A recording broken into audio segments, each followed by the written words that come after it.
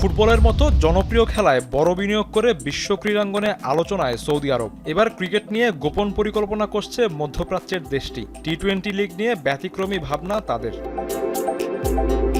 Australian গণমাধ্যম the Sydney morning হেরাল্ডের খবর, টেনিসের grand স্ল্যামের আদলে বছরে 4টি ভিন্ন দেশে 8 দল নিয়ে লিগ আয়োজনের প্রস্তাবনা রয়েছে, যেখানে শুধু পুরুষ নয়, নারীদেরও দল থাকবে।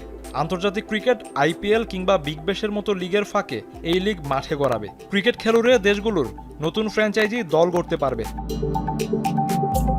সৌদির এই লিগ মাঠে গড়ালে ক্রিকেটের মোড়ল দেশ হিসেবে পরিচিত ভারত, ইংল্যান্ড আর অস্ট্রেলিয়ার আধিপত্য কমে যেতে পারে।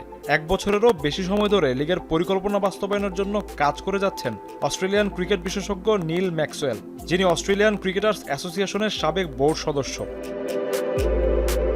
সীমিত ফরম্যাটের লিগের জন্য বাজেট ধরা হয়েছে $500 মিলিয়ন, যেখানে বিনিয়োগ করবে সৌদি আরবের স্পোর্টস ইনভেস্টমেন্ট গ্রুপ এসআরজে স্পোর্টস।